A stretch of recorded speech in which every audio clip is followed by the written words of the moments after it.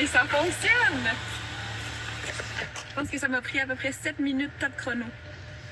Avec ma clé et mon petit appareil.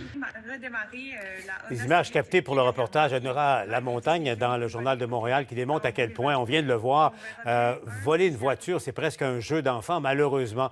Reportage qui démontre là, que ça prend moins de 7 minutes pour faire démarrer une Honda Civic. Et puis, deuxième volet aussi, à quel point les constructeurs automobiles n'agissent pas pour colmater des brèches de sécurité qui sont pourtant bien connues. On en parle avec Antoine Joubert, qui est chroniqueur automobile au Guide de l'Auto, expert dans le domaine. Bonsoir, Antoine. Merci d'être avec nous Bonsoir. au bilan. Je vous avoue, Antoine, que c'est presque, quand je revois les images, quand je lisais ce matin le reportage de Nora, c'est presque épeurant de voir à quel point c'est pas compliqué, c'est même facile. Il suffit d'avoir le bidule qu'il faut pour voler une voiture. Et elle le mentionnait elle-même, elle n'est pas une habituée, n'a jamais possédé de voiture elle-même, ne connaissait pas cette technologie, est allée lire un peu sur Internet. Elle a commandé effectivement une clé de remplacement électronique, un bidule pour se brancher dans la prise OBD2 pour finalement être capable de voler le véhicule. Mais il faut comprendre qu'un voleur qui va voir ces images-là va rire parce que lui, ça lui prend moins d'1 minute faire cet exercice-là. Alors, c'est extrêmement facile.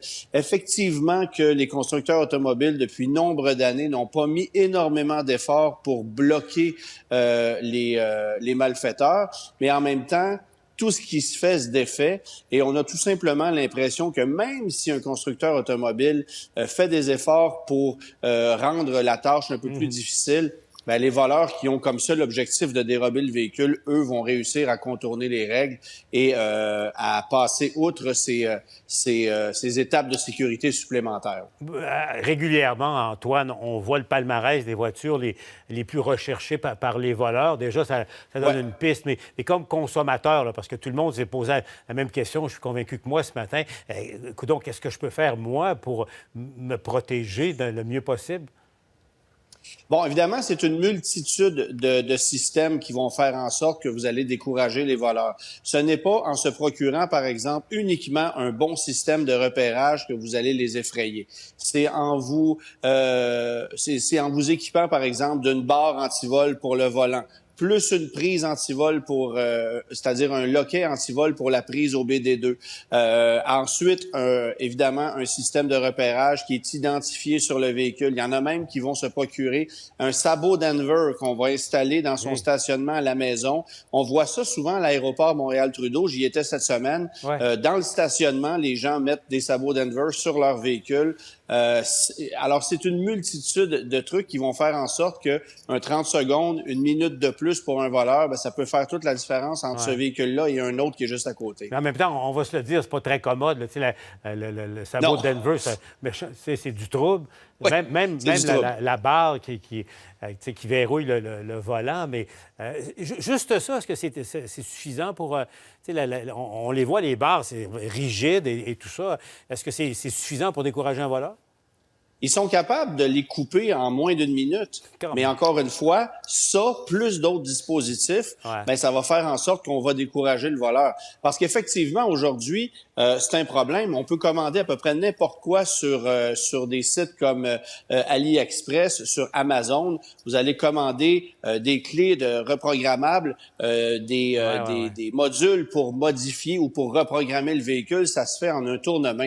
Alors, c'est ça le problème. Il faudrait interdire d'abord ces gadgets-là et effectivement, ensuite, faire en sorte que les clés électroniques de nos véhicules puissent ne plus émettre de signal lorsqu'elles sont inactives. En désactivant ces clés-là, ben ça enrayerait un problème supplémentaire parce que ce que les voleurs font souvent, c'est d'aller numériser votre clé à travers votre maison alors que la clé est près du véhicule pour ensuite réutiliser ce signal-là et démarrer votre véhicule. En terminant, effectivement, ils évoluent avec la technologie.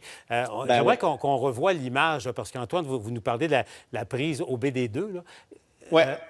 Alors, mais qu'est-ce que c'est exactement? Puis qu'est-ce qu'on peut faire pour empêcher ça?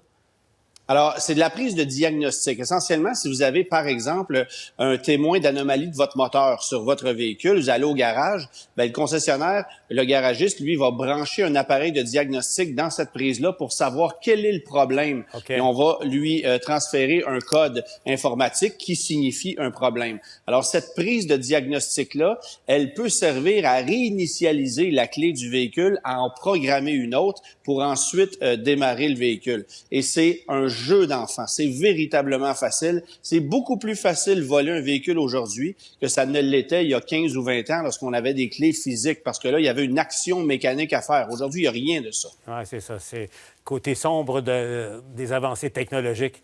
C'est clair. Voilà. Antoine Joubert, toujours un plaisir. Merci d'avoir été avec nous au bilan. Au revoir. Bonne soirée.